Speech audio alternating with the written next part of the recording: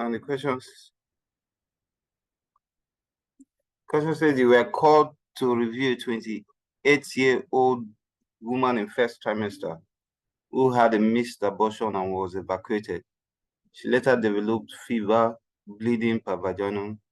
Pulse rate was 130 beats per minute, respiratory rate of 40 cycles per minute, and temperature was 38 degrees Celsius. Hemoglobin was 7 grams per dl and platelet count was 90. White blood cell count was 4.56 with relative lymphocytosis and deranged EUC. Questions are: what's your diagnosis? 2 is list differentials, as many as possible. 3 is list the teams that will be involved in a management with their roles. So what my diagnosis, I thought this patient had septic abortion based on the history of pregnancy loss in first trimester and had an evacuation, following which she developed fever, and then of course the temperature level was 38 degrees Celsius, and then her platelet count was also reduced, as well as the anemia. The anemia could be accounted for by sepsis because of the hemolysis of the blood cells, and then the platelet counts being reduced, and then she also had bleeding per vaginum. I thought this could have been complicated by disseminated intravascular coagulopathy, being that sepsis is one of the common causes of DIC. So that was what I thought as my diagnosis for this patient. So I'll just quickly define sepsis, which is defined as life-threatening organ dysfunction, which organ dysfunction is an acute change in the total sequential organ failure assessment, that is SOFA score of 2 points or greater, secondary to infection cause, and is due to dysregulated host response to infection. Now, because SOFA has quite a number of parameters and makes it a bit cumbersome to use, so the quick SOFA is more often used in emergency situations, which just has about 3 parameters. The mental status when the GCS is less than 15, and then respiratory rate of greater than 22 cycles per minute, and then a systolic blood pressure of 100 millimeter mercury or less. So this patient only had 1 parameter there because of the respiratory rate of 22 cycles. But if we look at the using the SOFA itself, which has a respiratory component, partial oxygen pressure, and fractional inspiration of oxygen, that could not be accounted for in this patient. But then the platelet count, which gives this patient 2 points because it was less than 100 times 3 raised to power 10 raised to power 3, and then the renal creatinine, though the values were not given, probably because of the recall, but it's possible this patient had 2 points from platelet count, and then the renal impairment could have accounted for another parameter that could make this patient have up to more than 2 of the SOFA thing, which can be used for as a definition for sepsis in this patient, alongside the history. Now, for the DIC, diagnosis could be made using the International Society on Thrombosis and Hemostasis. Again, you require a score of 5 or more to make a diagnosis of DIC using this scheme. But this patient only had a platelet count, which puts this patient point as 1. We do not have other investigations that probably were done but not recorded, like the D-dimer or the prothrombin time or fibrinogen. But the fact that the patient had a bleeding per vaginum, which can actually be in the, if I know typically we would expect bleeding from multiple sites in DIC, but that mostly will happen when the patient has the massive type of DIC. In the other types, maybe the organ failure type or just the bleeding type of DIC, the patient may just have bleeding from just one orifice. More commonly is the gastrointestinal tract, but this patient had bleeding per vaginum. So I thought that was the complication this patient may have come down with. So these are causes of DIC. sepsis and severe infection, organ destruction like pancreatitis, malignancy, severe blood transfusion, obstructive complications like HEP syndrome, eclampsia, patients who also have retained dead fetus syndrome or severe hepatic failure. All these are causes of DIC. Now, for the second question, which says list differentials as many as possible, could only come up with about 4 of them. I thought this patient could also have thrombocytopenic purpura, which really has a pentad, that's 4 parameters that is used in making the diagnosis. So the patient had one is microangiopathic hemolytic anemia. This patient had anemia. And then the other one is thrombocytopenic purpura. We do not actually have a history of purpura in this patient, but then there's the platelet count is reduced.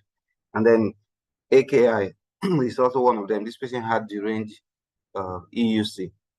Then the other parameters are fever. The patient also had fever, and then neurologic abnormality, which was not accounted for in this patient. So I thought this could also be a differential in this patient. And then the hemolytic uremic syndrome, which has the initial 3 parameters that I mentioned in TTP, which is the microangiopathic hemolytic anemia, thrombocytopenic purpura, and AKI. So I also considered HEP syndrome as a differential in this patient because of the hemolysis. The patient had anemia, but then the elevated liver enzymes was not part of the investigations results that were given. And then lastly, patient had low platelet count, which is also part of hemolytic HEP syndrome. However, HEP syndrome typically will occur within the 2nd or 3rd trimester of pregnancy. Can also occur after pregnancy, but this patient pregnancy loss was in the 1st trimester. So that's kind of was a factor that probably would take out HEP syndrome as a possible differential in this patient. Then lastly, I considered antiphospholipid syndrome. Antiphospholipid syndrome, the patients could also have autoimmune thrombocytopenia, and then they can also have autoimmune hemolytic anemia, which this patient had both anemia and thrombocytopenia. However, in assessing for APS, one of the parameters is that the patient should have recurrent pregnancy loss. We only have one history of pregnancy loss, that's in the 1st trimester, or the patient may have fetal deaths in the 2nd or 3rd trimester. So this is also a possible differential. However, the history only suggested one pregnancy loss in this patient. So list teams and their roles in the management of this patient. I thought an infectious disease expert could be required in the management of this patient for the use of empirical antimicrobial agents, and then also a clinical microbiologist for identification of culture and sensitivity of this, using this patient's blood for culture and sensitivity, and then for infection control, where the source of this patient infection could have come from, could also be relevant in the management of this patient. And then an intensivist, the patient needs to be managed in the ICU, so the patient may require respiratory support, supplemental oxygen, or ventilatory support. Could also go into shock and then may require circulatory support as well. So an intensivist will also be important in the management of this patient. Then the hematologist will also be an important aspect of the management of this patient in interpretation of the hemostatic and coagulation parameters of this patient. The hematologist may recommend the use of fresh frozen plasma, platelet concentrates, or heparin also in the management of this patient because the patient had DIC. And then a nephrologist would also be required in the management of this patient because of the deranged renal parameters. So that requires the professional interpretation and then early detection of acute kidney injury. And if this patient may require renal replacement therapy at some point in the patient's in her management. And then to also evaluate drug choices and the impact of these drugs on the renal function of this patient, and then to regulate fluid intake in the face of renal impairment as seen in this patient. Gynecologists will also be required to assess this patient for possible evacuation of retained product of conception, which could have been a focus for sepsis in this patient, or could also be implicated in the persistent bleeding of this patient from a failed previous evacuation. That's all I have on this presentation. Thank you very much. Thank you very much, Dr. John, for the presentation. Thank you so much. So now the floor is open for questions and contributions, comments from the participants. Dr. John, can you help us put it on the question so we can?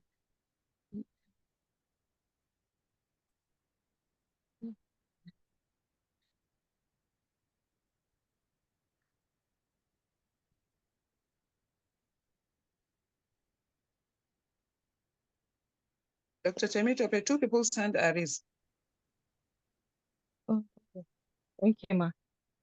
Okay, Dr. Mohammed Sani. Okay, thank you very much for the presentation, Dr. John. My own some clarification, probably then a question. This one is a woman in her first trimester who has a missed abortion and was evacuated, and she developed fever and some features. I think so. Diagnosis here should be a post-abortal sepsis rather than a sepsis. That's what I believe. Maybe post-abortal sepsis, which you can mention with multi-organ dysfunction. You can mention the organs rather than just isolating DIC. Because if you look at it, she has a low platelet, also she has some drainage issues. She also has anemia. So I think rather than just isolating DIC, so I think it's better to say post-abortal sepsis with multi-organ dysfunction. You have the organs, you have the hematological system, and then you have the renal system that are affected. Secondly, we don't use Q so far for diagnosis of sepsis. You only use it sometimes if you have a suspicion that this patient may have sepsis. And before even you entertain it, at least there must be an evidence of maybe an ongoing infection somewhere.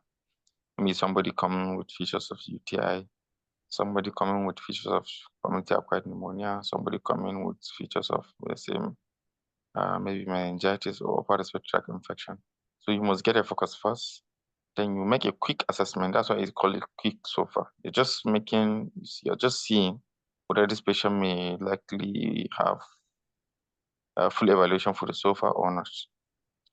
So you only use it just as a screening tool. We don't use it for diagnosis or to continue managing patient for that. And sometimes Q SOFA is a bit cumbersome. There are other scores that maybe we may read about, the National Early Warning Score and the Early Warning Scores. There are a lot of smaller scores because the problem with Q SOFA is there are a lot of parameters that you may not get in your facility. But the Early Warning Score and the National Early Warning Score are easy to actually, at best, even in emergency, for you to predict. And they have a very high and good positive predictive value in making diagnosis of the sepsis. Thirdly, in your differentials, you mentioned HELP. I think HELP should not even come here because HELP syndrome usually is in somebody that comes as a complication of preeclampsia. And we know for you to entertain eclampsia or preeclampsia, most of the times the second trimester and third trimester have to be there, and there must be evidence of somebody having elevated BP or probably proteinuria, or from the ANC having persistent raised BP and others. lastly, I wanted to ask, why are you not entertaining viral hemorrhagic fever? Somebody in endemic area, because this is an endemic area. So why are you not entertaining viral hemorrhagic fever? So thank you very much. Okay, thank you very much. Yes, I thank you very much for your comments. Very vital comments. For not entertaining viral hemorrhagic fever, which can actually be a differential here, but I didn't consider it because there was nothing in the history that really suggested um, exposure, maybe from travels or consumption of bush meats, like we typically want to evaluate this patient for, or exposure to someone who has a history suggestive of viral hemorrhagic fever. But yes, it's a differential in the management of this patient. So, Dr. John, if the one, or even put viral hemorrhagic fever as number one, you know we have viral hemorrhagic fever endemic areas. Maybe because I'm an ID, I'm an ID guy, that's what I'm thinking. But we're actually an endemic area. Any woman with PB bleeding, any woman with pregnancy loss, any woman that comes with bleeding tendency, one of the early differential you should always consider is viral hemorrhagic fever. Please. Yes, you are not going to lose anything because we're viral VHF endemic areas. You're not going to lose anything. You have everything to defend it there. Even if you mention dengue here, you can still get it because look at the platelet count. So that's why I'm just bringing it to your attention that you should always entertain it. Not maybe at the first, but maybe even numbers. It can be number two, definitely, because antiphospholipid and antiphospholipid syndrome and help. I think should not. Yeah, they can come, but I think they shouldn't. Immediately after the TTP, like maybe then you should mention viral or even viral hemorrhagic fever as number one. Then maybe one of the acute febrile illnesses.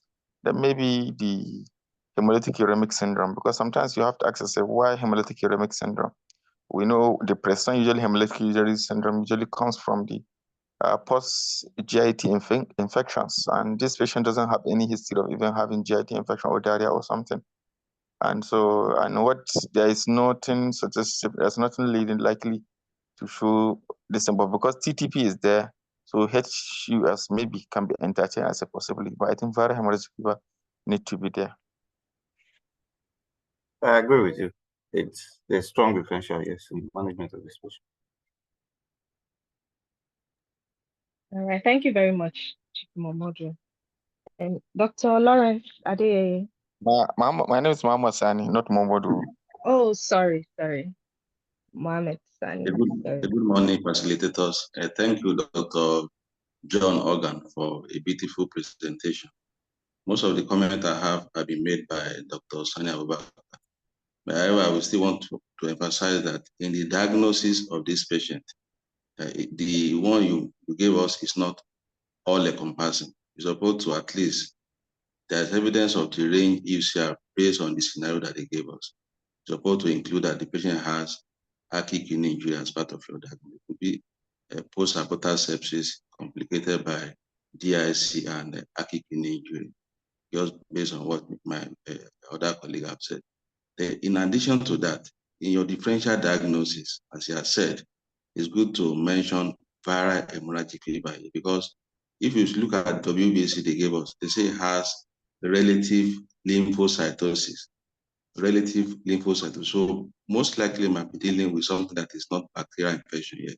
It could be viral. So it's good to mention viral hemorrhagic fever as part of our differential in this patient. It could be any of them, maybe Lassa or anyone. Then in addition, even in your differential that you mentioned, APS, antiphospholipid syndrome, it might not really go here because in APS, though they have thrombocytopenia, but usually they have thrombosis instead of bleeding. It's paradoxical. Though they have thrombocytopenia, but usually they have thrombosis, not bleeding. So it might not really sell here. Instead of that, it's good to mention viral hemorrhagic fever. So those are the only comments I have. By and large, well done for the presentation. Yeah, so the question said list as many as possible differentials. So very well, viral hemorrhagic fever should have been one of the very important differentials. But I also felt any differential that could come close to it could also be entertained. But yes, we have to consider the ones that are paramount first.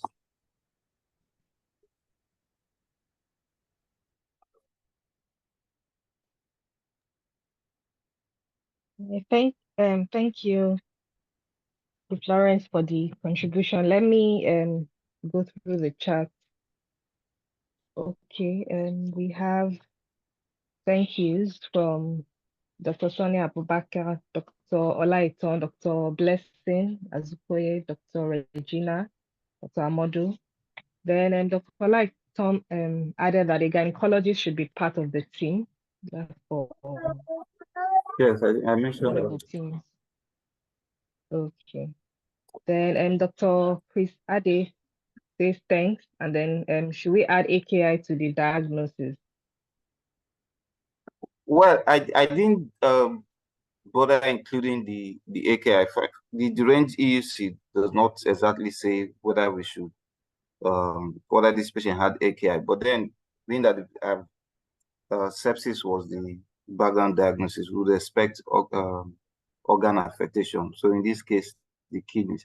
Okay, it may be important to spell it out that these are the organs that are affected. So yes, it can be renal impairments can be part of the diagnosis of this patient or assessment. Okay, thank you. Then Dr. Ide Fioma says thanks. Then post-abortal sepsis, is it not same as septic abortion? Some texts call it that. Yeah, actually, I saw that it's the same. The sepsis could be following abortion. Septic abortion could be following the abortion. It could be during the pregnancy as a cause of the abortion. So I think the words are basically interchangeable. Okay, thank you very much. So there are no other hands raised, and there's no new comments. So I'll hand over to our facilitators for contributions. Thank you. Dr. Temi, thank you so much. Dr. John Ogan, that was quite wonderful. Thank you. Dr. Sani, thank you for your wonderful contribution as always. Please, Dr. Ogan, the point Dr. Sani and Dr. Ade raised are very important. They're very important points. So please add it to your slide. That's viral hemorrhagic fever. Please, it's very, very important. So thank you so much. That was wonderful. I don't know if Dr. Dahatu is in class. Is an infectious disease specialist. Dr. Dahatu, Fatima, our other chiefs, any comments, please? Before we move to the next question. Hello, good morning, Dr. Christopher. Yeah, good morning, sir. Okay, so thank you, Dr. Organ, for the beautiful presentation. I just want to wade in on the issue of post-abortal sepsis or septic abortion. Okay, so, well, I don't know, maybe an infectious disease person can comment on this, but septic abortion suggests that someone had an abortion due to sepsis. You understand? Which is kind of a bit different from what happened here. This person had abortion with evacuation and subsequently developed sepsis. So I think post-abortal sepsis would have been a more apt explanation or diagnosis here, okay, than just saying septic abortion.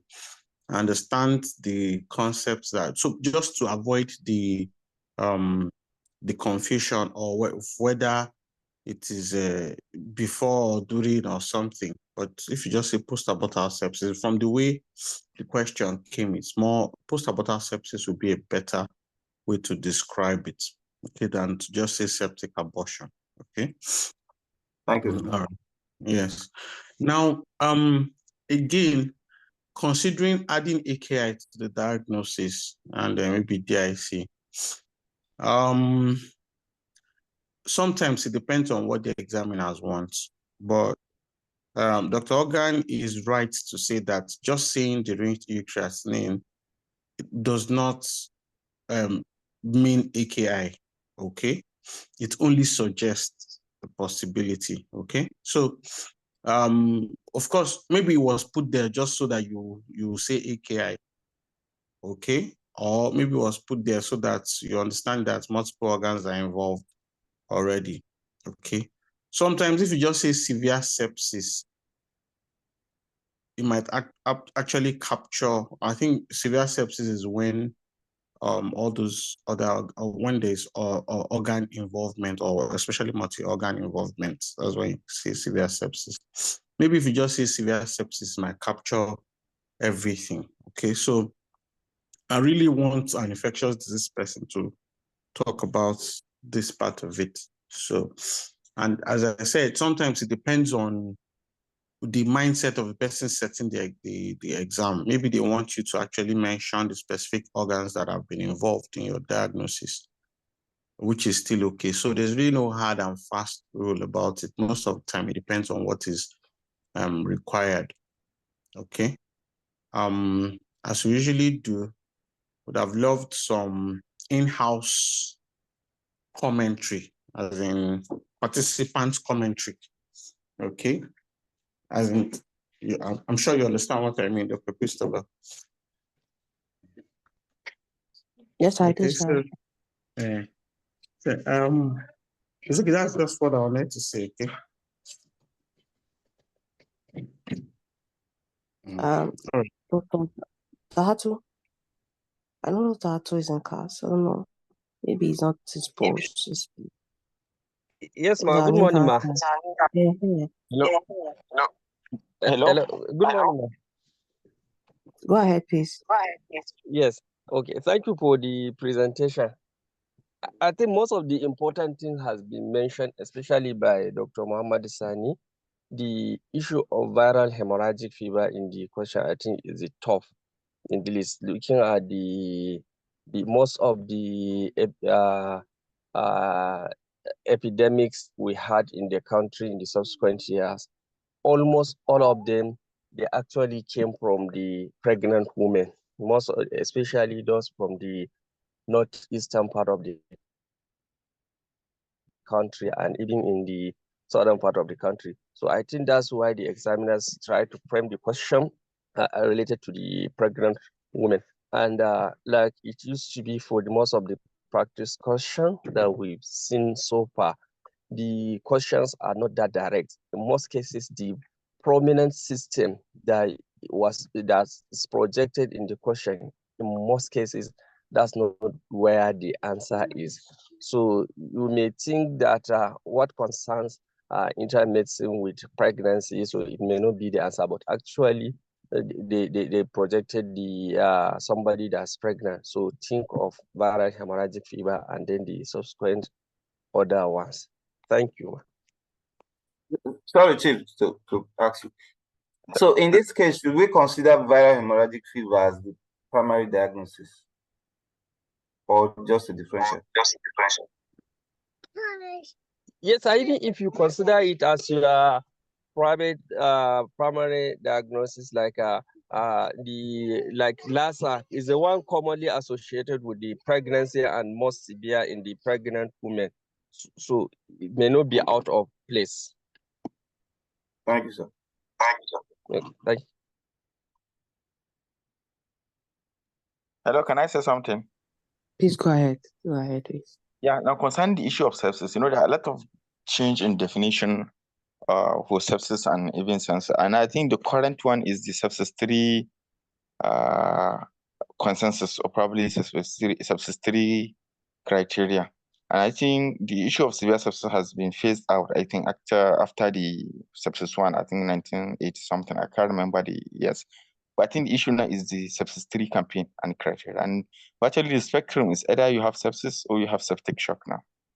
And I think the definition, the criteria for making such distinction are just obvious. Now, if you say previously in sepsis 2 and sepsis 1, it's either you have simple infection, sepsis, severe sepsis, or septic shock. But currently, it's either you have a simple infection with no any other organ problem, or you have sepsis, which is a dysregulated organ dysfunction due to host response to an infection. there you may have hypertension, you may have tachycardia, you may have increased lactate, you may have reduced mean arterial blood pressure. But usually they are responsive to treatment. That's sepsis. Somebody having low BP, tachycardia, that's sepsis. But if you give inotropes or if you give fluid or if you antibiotic, patient tend to improve. That's straight away sepsis. And once there is hypotension that is that requires vasopressor support, or you have very high lactate level more than 5, or you have evidence of full-blown acute kidney injury, this is straightforward septic shock. So severe sepsis have been phased out from phase 2, sepsis 2 campaign. Now is sepsis 3 campaign that is in. It's either you have sepsis or you have septic shock. And the definition of septic shock, I think, has been this. And that's why even the sepsis 3 campaign is one that came with the Q SOFA and the SOFA. Usually is the sepsis 2 and the sepsis 1 campaign is usually the issue of SIRS. But I think now is the Q SOFA, National Early Warning Score, and the rest, and the measurement of lactate level, which is a very good indicator of reduced tissue hyperperfusion. So that is those are 2 key differences. Thank you, Dr. Thank you. Thank you. Oh, there's Dr. Sani. Thank you so much.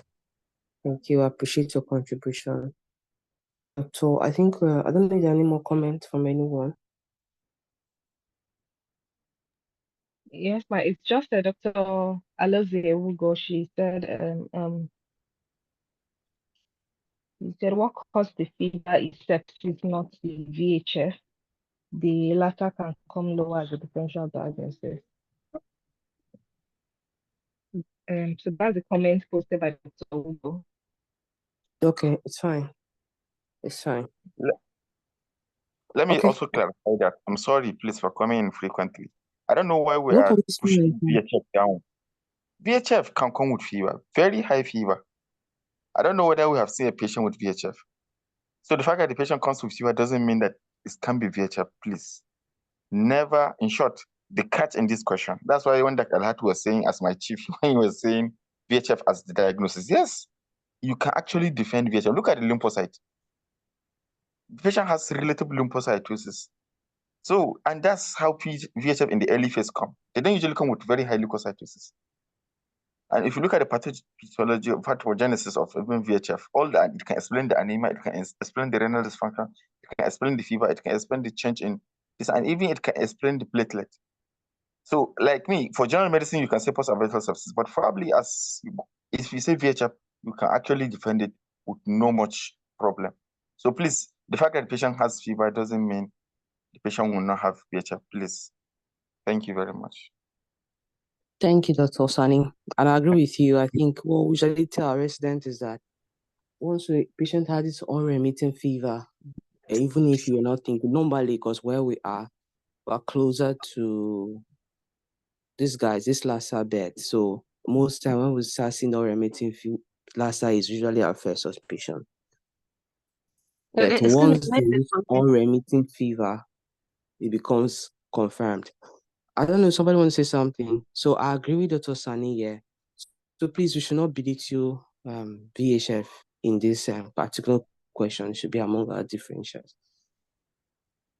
Sorry, Dr. Chris, what was that? I was trying to raise my hand, but I can't do it. So that's why I was interrupting. Can I be heard? We can hear you. Okay. The patient says you were called to review a 28-year-old woman in first trimester who had a missed abortion and was evacuated. That's the first thing. So, and she later developed fever. The fever came later. It was not the initial presentation. The initial presentation was that she had a missed abortion and she was evacuated. So the fever came as a result of the evacuation. So yes, VHF can come in, but the main diagnosis is not VHF. The fever came as a result of the procedure, and maybe she had an incomplete evacuation and later developed DIC. VHF, yes, can come with fever, but the fever, let's take note that the fever came later, not ab initio. So that's my own contribution. Thank you. Dr. Alice, thank you so much. Please, let's not waste time on this matter anymore. I think we've made the point clear. But one thing I will say before we end the discussion is always remember medicine is dynamic. VHF can present exactly like this. Patients can just have abortion and present to the hospital and all these other things start. So that's why we encourage. There's some comment I want to make, but I won't make it here. That's how we encourage, no matter the exam you are in for, have eye contact with those examining you. Don't just be speaking and looking at the floor, looking at the side, look at the person. Sometimes they give you tips. And sometimes if you say the wrong thing, there's the way they are face. Just be checking their facial expression. Do you understand? Just check their facial expression. Sepsis, wonderful. VHF, wonderful. That's the truth. So depending on the clinical scenario that is given to you, use the patient in front of you to answer your question. That's the summary of everything. The patient in front of you, looking at the examiners in front of you, look at their expression. Any of this is fine, depending on the clinical scenario, the patient that was created for you, clinical scenario created for you. I want to appreciate everyone for the wonderful interactions. Wonderful, we appreciate it. We love to see it. So thank you so much. Dr. Temitope, please, the next presenter. Okay, ma. Thank you very much, ma. Okay, so because of Dr. Tarebi's next work, I think he posted his slide, although I'd asked Dr. Adaobi to help us share, but I think she's been logged out as well. Let me share the slide, please. Okay.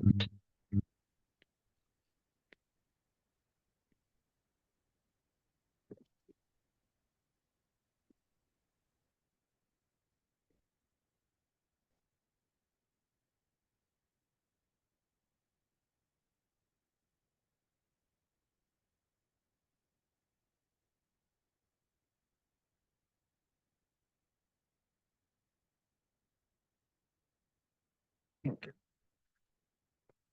Good morning, my teachers, senior colleagues and colleagues. My name is Dr. Tarebi. I'm taking practice question 3. And the question goes like this. There is a rise in the incidence of chronic hepatitis B and its complication in the community. 1, how will you address the situation? How will you convince the government to intervene? What group of people will you like to partner with? Now, to address the situation, one needs to try to understand the risk factors of the chronic hepatitis B and mode of transmissions, and why is it common in one's environment, and consider that of other places whereby they don't have such incidents of rise, and what are they doing to improve them, what policies are in place. Now, taking this into consideration, one would like to set up an health advocacy group to see how one can try to prevent the transmission of the disease and set up policies where the treatment of chronic complications and also prevent the spread of the disease condition. Now, health advocacy is a process by which the action of a group or individuals attempt to bring about social and organizational change on behalf of a particular health goal, program, interest, or population. Now, in this instance, we're talking about chronic hepatitis B virus infection. I will attempt to answer this question using the health advocacy action guide, whereby it goes in four different methods, beginning with analysis, collaboration, advocacy, and sustaining the advocacy policy made. We'll first begin with analysis. Now, the first step of advocacy, that to analyze situation, involves intelligence gathering and evidence-based intelligence gathering, and also identifying stakeholders and potential partners that will help to form a policy objectives based on research, best practices, political feasibility, policy impact, and we'll try to use the following steps. The landscape analysis, whereby they are trying to understand the currently available policies or laws in trying to prevent the disease condition, and also setting up objective policies that has to be smart, meaning it has to be specific, measurable, achievable, relevant, and time-bound, and also political mapping, understanding the current political situation and how best to see how best to one can object policy change and how it impact on the society. Now, trying to understand the risk factors, which group of people that are infected, that's likely to spread the disease. Try to understand that risk factor for hepatitis B include intravenous drug users and their sexual partners or carers, health workers, hemophiliacs, undergoing dialysis, sexually promiscuous people, foster care homes, and also babies with hepatitis B positive mothers adopted from an endemic environment also too. So now this is a slide trying to show that the risk factors, the study done by various groups show the method of spread of hepatitis B. So intravenous drug users are more commonly affected in 60% of the cases. So that will now lead to the need to collaborate and plan towards health policy and how to bring about organizational change. Now, lasting advocacy success requires coalition and movement, and unlikely to be achieved by a single individual organization.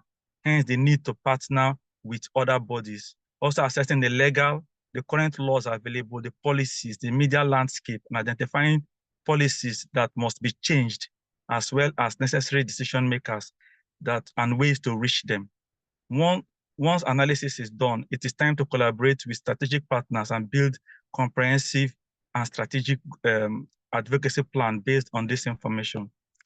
Now, various organizational groups that need to be met, like one can try to meet with the National Association of Resident Doctors of the particular hospital to make it a policy of them, a campaign policy, the Nigerian Medical Association, the Food and Drug Agency, the Nigerian Police Force, and also the correctional services, identifying areas whereby and try to draw members from this group to form an advocacy group together, and also involving the Society of Gastroenterology and Hepatology in Nigeria, Society of Gynecology and Obstetrics in Nigeria, also involving the State House of Assembly, especially the Health Committee, or the State House of Assembly or National Assembly, depends on the need of the policy spread, and also the Ministry of Health. Now, developing a strategic plan on how these members can be drawn from these various groups, and to form a health advocacy group, and also developing a communication plan. How do we intend to spread this information? Now, that goes to the advocacy.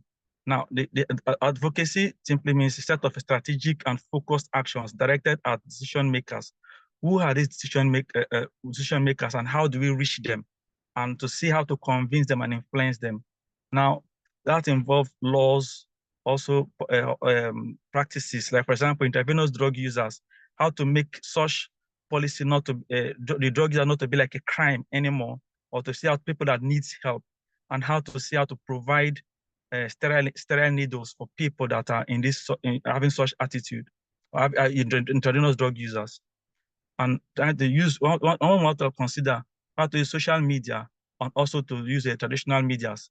Now, in this case, I want to make a health policy, like, for example, like hepatitis B, make it a week, or make it a week-long program involving social medias, like creating a hashtag on Twitter, or also maybe involving the people that influencers to discuss about it, make it a public discussion about the risk factors, the complications that is currently going on, and the rising incidents also too. One can also discuss television programs and also print media, so also radio programs like jingles also to talk about the various risk factors and make it a public discussion. That will attract the interest of decision makers also too, to see that this particular health risk is a public discussion and a concern to the people, make it a burning topic for them to also be interested. Also talking about, in terms of the public discussion, I need to talk about how to say mother to child prevention policies. What is it? A screening hepatitis B? Is it screening? Is it make it a common routine antenatal practice? And how can that be implemented also too, and how to see how the vaccines are available for mothers that are positive to prevent their children from having it also too, and also body piercing shops, tattooing places, and how to regulate such places also too, how to regulate such places to make sure that their instruments are sterile and practicing the best practices, and also advising people on surgical practices also too, and health policy inside hospital, blood screening, blood transfusion screening policies, and also injection use of injections, and how they are disposed, and also making vaccination common for everybody, also to making people to need for people to be vaccinated also too. Now, in terms of influencing bodies, influencing decision makers, these are the people that will definitely get the government to be involved by decision maker, maybe the Commissioner of Health, the Health Committee Chairman, and the House of Assembly or the National Assembly, to see how they can draw up a policy or a law and how they can make up a policy or law to make these processes available to make it a policy change or strengthening currently available laws, or also enforcing implementation of the current available laws also too, and building public support, like I said before, by making it a public discussion, and also being ready to counter opposition to such policies, also by educating them, being patient, by educating people on the need for the policy change. And health advocacy does not end simply after the policy has been enacted also, and also need to be strengthened. There's also need to continue monitoring, defending the policy, and to refine the campaign. I said, in addition to influencing the enactment of and implementation of policies, advocacy plays a role in shaping societal norm, mobilizing the public, and ensuring that the voices of underrepresented population are heard. Thank you very much. Okay, thank you very, very much, Dr. Tarebi, for the very detailed discussion and advocacy.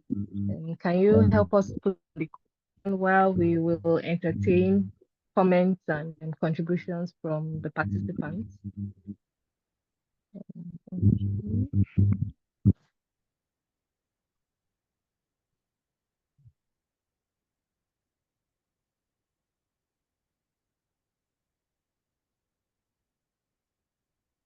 Okay, I can't see any hand up yet.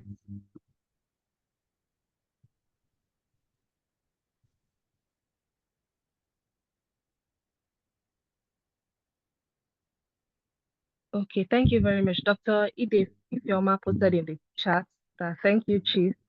Please, is the term sexually promiscuous people appropriate? Then can we combine advocacy and clinical audit here? Advocacy can be discussed with the acronym PACOM.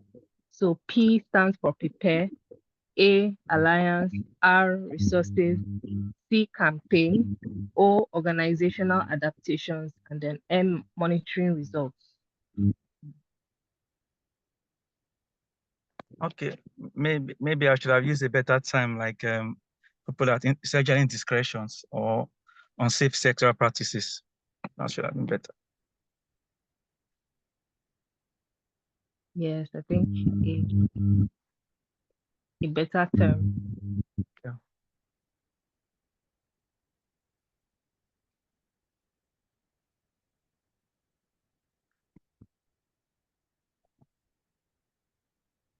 Okay.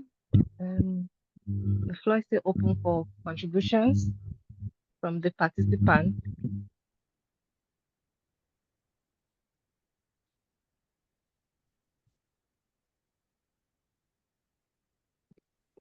Dr. Timmy, I think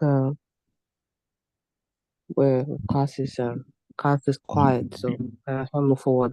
We don't have that time. People have things to do with that. So thank you, Dr. Karibi, for the wonderful presentation. Thank you so much. Thank you. I don't need any more comments from our teachers for close the class.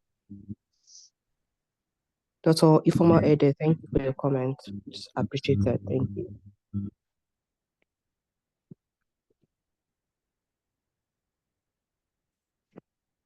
Any comments from our teachers?